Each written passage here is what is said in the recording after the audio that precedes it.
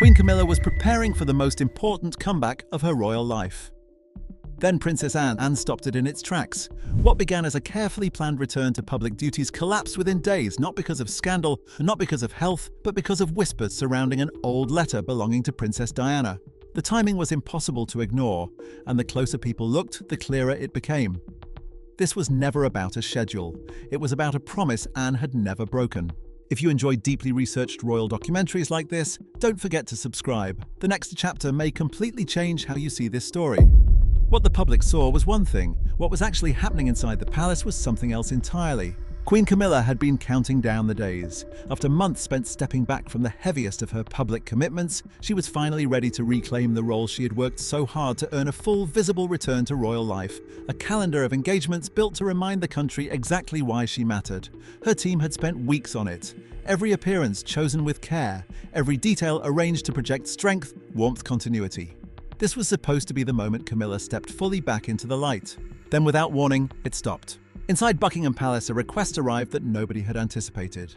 It did not come through the usual channels, not through the communications office, not through the private secretaries who normally handled such matters. It came directly from Princess Anne, urgent and unambiguous, addressed to the king's closest aides. Pause everything. Do not proceed with the announcements. Do not release the schedule. Not yet. She offered no explanation, no context, just a line that there was something the family needed to see first, the kind of message that coming from anyone else might have been ignored. Coming from Anne, it wasn't. Within hours, senior aides were trading confused half-conversations in hallways that were usually silent.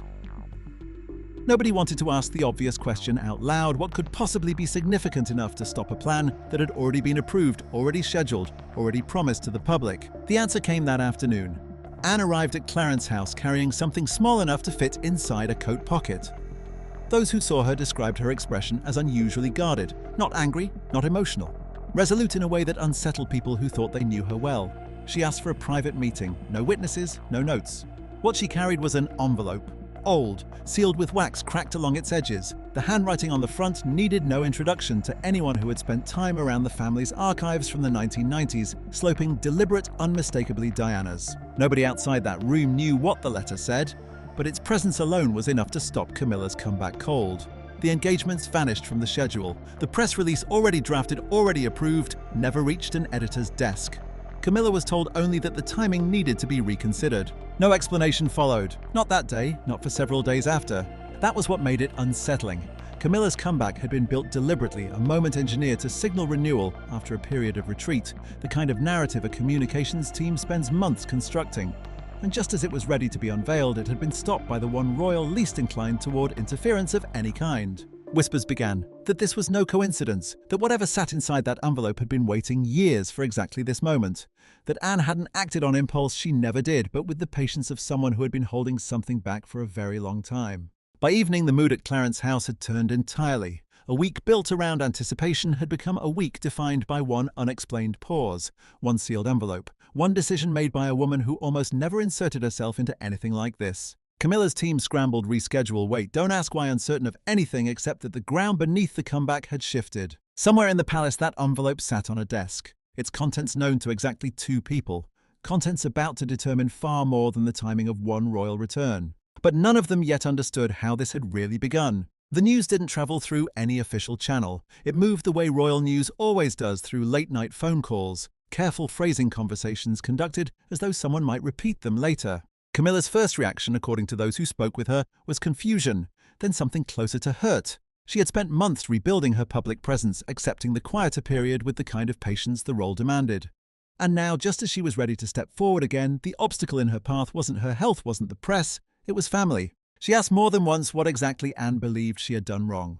Nobody could answer her. Nobody outside that private room actually knew. Charles found himself trapped between 3 versions of himself, as king expected to project stability above all.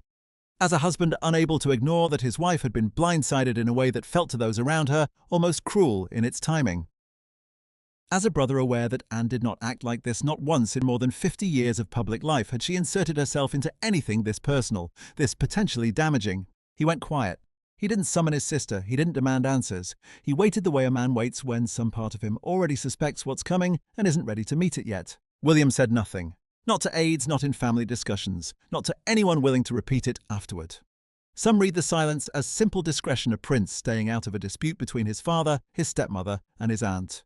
Others read it differently. William, more than anyone left in that family, understood exactly what kind of letter could carry enough weight to stop a royal announcement dead. Catherine kept her distance. Her relationship with Camilla had never been without its quiet friction. Nothing that made headlines, but noticed all the same by people inside the household. She stayed out of it publicly.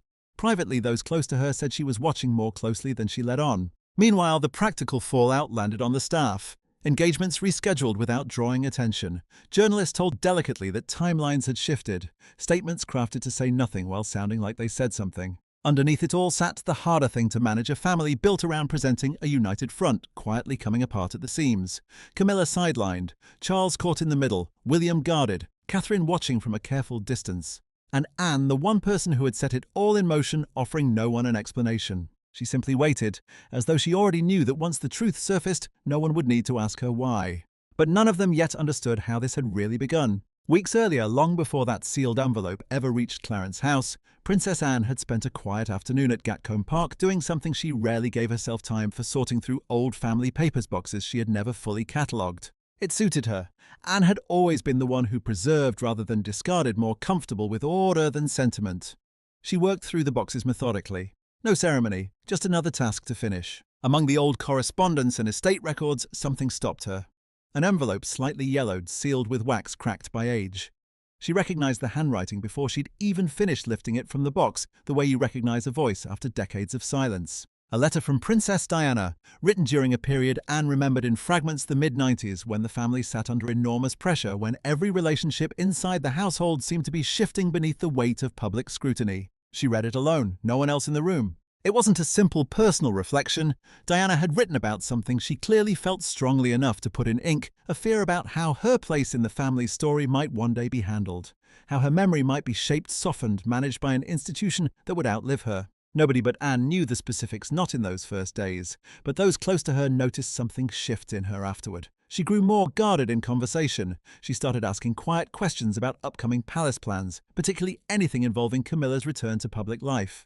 Watching, measuring the timing of everything against something only she understood. It wasn't until Camilla's comeback plans began moving in earnest that Anne's behavior started to make sense to anyone paying close attention. The scale of the engagements, the way the narrative was being shaped. Something about it troubled her, though she said nothing publicly. She reviewed internal briefing documents with unusual care, asked pointed questions about how certain past moments might be referenced during Camilla's reintroduction. It wasn't Camilla she seemed focused on, it was how the palace intended to frame the years surrounding Diana's life, years Anne remembered with a clarity that had never quite faded. Whatever that letter said, it convinced her that an old promise needed honoring, decades late or not. As Camilla's return moved closer to becoming official, Anne made a decision that surprised everyone who thought they understood her, disciplined, protocol-bound, allergic to family drama. She decided to intervene, not publicly, not dramatically, directly in the one way she knew would actually stop the process before it became irreversible. It was never hostility toward Camilla. Those who spoke with her afterward were clear on that point. The concern sat somewhere else entirely, in a private commitment Anne had carried unspoken for nearly 3 decades. What exactly that promise entailed and why it connected so directly to Camilla's comeback stayed locked inside a single letter. A letter Anne had now decided the rest of the family needed to face. But what happened afterward changed everything. The meeting between Anne and Charles took place at Clarence's house in a private study, away from staff, away from cameras. Anne had requested it herself. She arrived by every account with a composure that unsettled her brother more than anger ever could have. She set the envelope on the desk between them, said nothing at first, let the moment sit. Charles reportedly recognized the handwriting the instant he saw it. Some things don't fade even after decades. What followed wasn't a confrontation in the usual sense. No raised voices, no accusations thrown across the room. Those close to the family later described it as quieter than that and far more unsettling for it.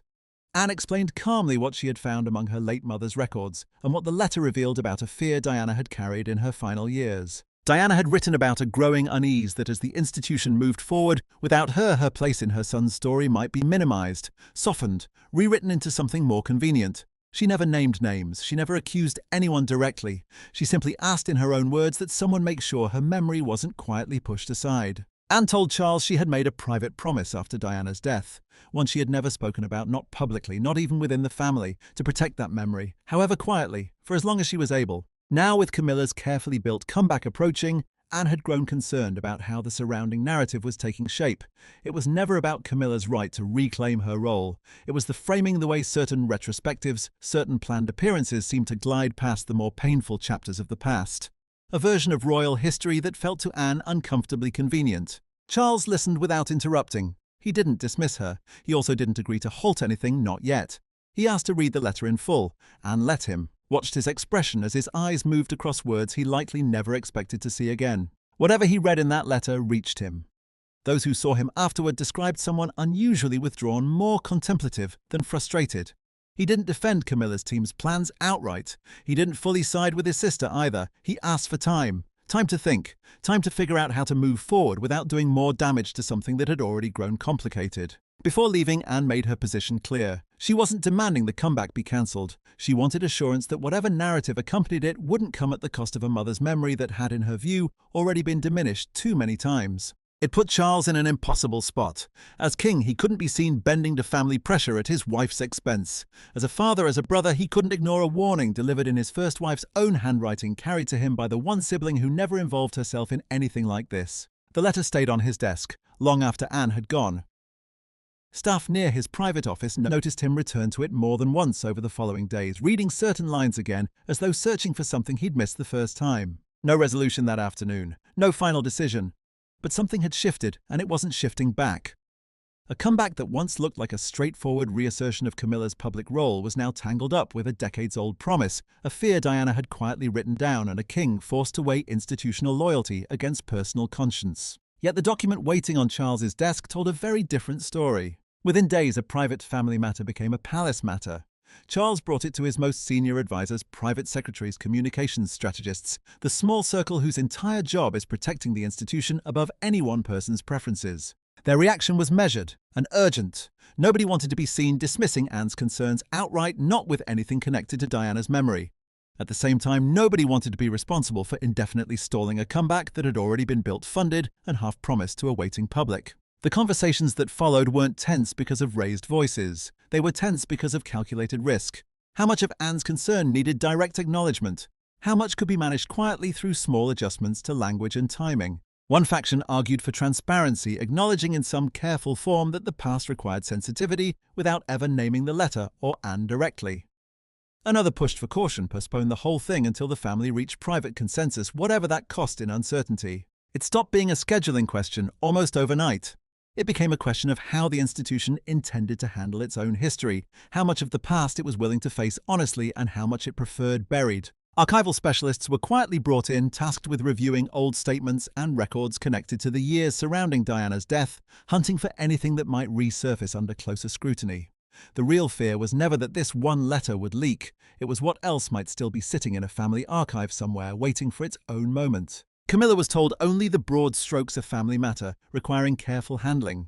Nothing about what Anne had found, nothing about what Diana had written. Her frustration deepened with each day that passed without an answer. Meanwhile, the machinery of image management ground quietly on, statements rewritten, talking points revised, media contacts managed, told only that adjustments were coming for reasons that had nothing to do with her. Anne stayed out of the institutional back and forth entirely. She had said what she needed to say to the one person who could act on it. She let the process unfold, trusting the weight of what she'd shown Charles to do the rest. But inside the palace walls, a quiet recalibration was already underway, one that wouldn't stay hidden from the outside world for long, however carefully it was managed. The machinery had already begun moving. It started small. A scheduled announcement meant to launch Camilla's return to a full public calendar quietly slipped by a week. Palace communications offered nothing beyond a vague line about scheduling adjustments. Then the changes grew harder to miss. Engagements once positioned as the centerpiece of her comeback were scaled down. One high-profile appearance quietly swapped for something smaller, something less watched. Journalists who'd been briefed early noticed the shift immediately, even without a word of confirmation from the palace. Staff rewrote plans that had taken weeks to finalize. Meetings that had once focused on maximizing visibility now focused on damage control, how to make these changes look ordinary. The language shifted too. Draft press materials lost the phrasing that once framed Camilla's return as a definitive celebratory reassertion. In its place, softer wording, no grand declarations, a gradual ongoing process instead of a triumphant one. Some inside the household read it as a quiet attempt to honor Anne's concerns without ever naming them. Soften the tone, avoid the appearance of erasing the past, still let Camilla resume her duties just without the fanfare originally planned. Camilla learned of each adjustment gradually, each one another small reminder that months of planning were being reshaped by forces she couldn't see and didn't control. Those around her noticed her growing more aware by the day that something significant had happened behind a closed door she hadn't been let into. Royal correspondents started noticing the pattern. 2 quiet delays, scaled-back plans, careful rewrites, the kind of pattern long-time palace watchers had seen before, back when internal tension had spilled into official planning, without ever being confirmed outright. Even the venues changed. Locations chosen for their symbolic weight quietly swapped for something with less history attached. Themes built around renewal and resilience softened into something simpler, ongoing charitable work, nothing more. To those who understood the full picture, every one of these small adjustments was the visible edge of a private tension still unresolved between Anne Charles and Camilla. To the public, it looked like nothing. Minor scheduling noise easily lost in the churn of royal news. Inside the household, though, everyone understood the comeback hadn't been cancelled. It had been reshaped, softened, delayed just enough to avoid open confrontation without ever actually resolving what had triggered it. And one meeting stayed missing from the calendar. The final conversation between the 2 women at the center of it all. Everyone around them could feel it coming. But one final meeting still remained. It finally happened at Gatcombe Park. No staff, no agenda, no aides taking notes in the next room. Exactly the kind of conversation Anne preferred, direct, private, stripped of the performative caution that usually governs royal exchanges. Camilla arrived uncertain what to expect. Weeks of watching her comeback, quietly reshaped without explanation, had left her braced for a fight.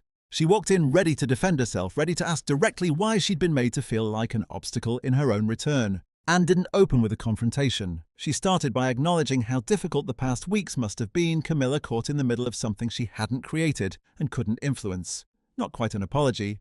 An attempt at honesty at least, an acknowledgement that Camilla was never really the target. Then the letter. Anne described in general terms what she'd found among the old family papers and the promise she'd carried quietly since Diana's death. This was never about questioning Camilla's right to her role. It was about making sure the story around her comeback didn't even by accident minimize a memory Anne had sworn to protect. Camilla listened without interrupting. When she finally spoke, sadness carried more weight than anger. She understood, she said, the delicate position she occupied, always aware of how her own presence might be read against the memory of the woman who came before her. She had never wanted her return to come at anyone else's expense. If the framing around it had ever suggested otherwise, that was never her intention. No full resolution came out of that room. Anne didn't walk back her concerns. Camilla got no guarantee her original plans would return in full. What emerged instead was quieter than agreement, a mutual understanding built on honesty rather than consensus. Anne left with her position unmoved. The past deserved careful, respectful framing.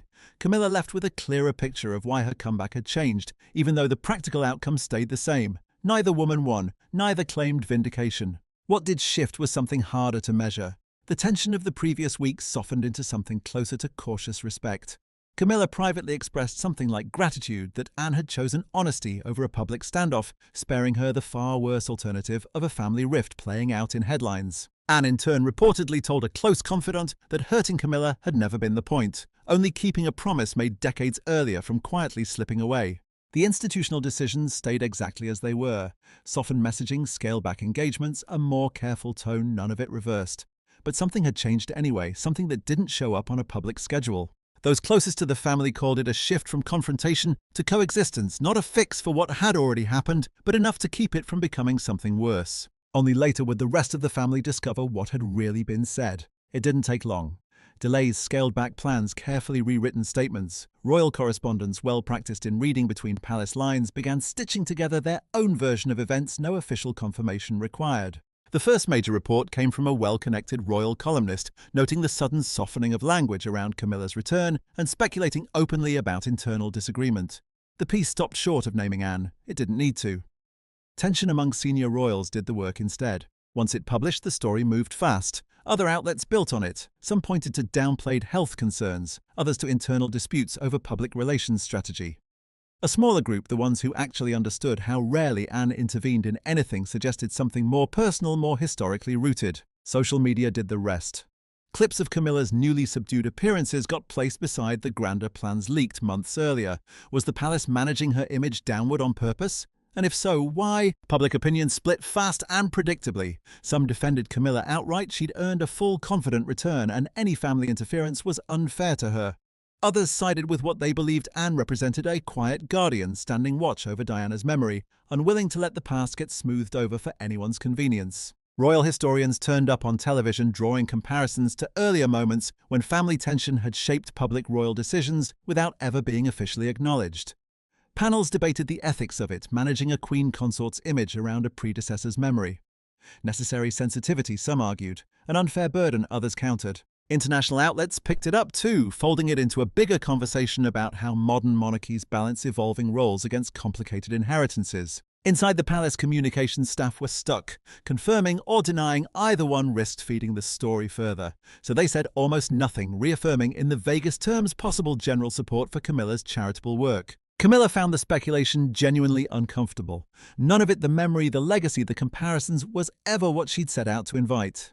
She hadn't tried to diminish anyone, and yet here she was, her comeback tangled in a public argument about fairness and inheritance she'd never asked to be part of. Anne said nothing at all, not one public comment. She kept her own schedule running untouched by the noise, letting the story build without her. What had started as the private disagreement had become something bigger, a public referendum on how the modern monarchy handles its most delicate inheritance, the memory of Diana and the space it still occupies in decisions made decades after her death. The public had chosen a side, but the family still had to face each other. It arrived not as a statement, but as an appearance. A formal royal engagement locked in months ahead, impossible to cancel, without inviting even more attention, the first time Anne and Camilla stood together in public since Gatcombe Park. Every detail got studied afterward with the kind of intensity usually reserved for far bigger royal occasions. The order they arrived in, the distance between them in the receiving line. A brief exchange of words caught on camera, audio too faint to make out. Neither woman avoided the other, outright read by many as proof no lasting rupture had occurred. But neither showed the easy familiarity of their earlier joint appearances that year either. A subtle shift, the kind seasoned royal watchers notice instantly and everyone else catches up to a day later. At one point, the two stood side by side for a formal photograph. Commentators picked the image apart for days, the placement of their hands, the angle of their shoulders, a glance exchanged a half-second before the shutter clicked. Camilla looked composed throughout, warm, with attendees professional as ever. But those watching closely noticed the restraint underneath it, a quieter version of the confident return she'd originally planned to make. Anne moved through the event with her usual efficiency, brief, polite exchanges, no gesture that read as either reconciliation or lingering tension, the same disciplined neutrality she'd shown the entire time. The press walked away with no clean answer, only fragments to argue over. Some called the interaction proof the family had moved past it. Others read the same restraint as unresolved tension simmering just under a carefully held public front. One thing was clear to almost everyone watching: the grand celebratory comeback once planned for Camilla had permanently become something else. Quieter, more measured, a demonstration of stability rather than the triumphant return once promised. For those who knew the full story, the symbolism ran deeper. This wasn't two women posing for cameras. It was the visible outcome of a private letter, a decades-old promise, and a family forced to walk the narrow space between honoring the past and still moving forward. As the event ended and the two women left separately, no lingering interaction beyond basic courtesy, those watching were left with the image that would come to define this whole chapter of royal history. Not a confrontation, a distance, careful, deliberate, and shared by two women bound together by a memory neither of them could fully set down. In the weeks that followed, palace life settled into a new rhythm, quieter than before. Camilla's public role continued. It never fully became the ambitious comeback once envisioned. Her engagement stayed steady, respected, consistent. But the grand narrative that had once surrounded her return had given way permanently to something more restrained. The experience left its mark on her. Those close to her noticed a shift, more attentive to the weight certain moments carried, more conscious of how her presence might land against the family's harder chapters.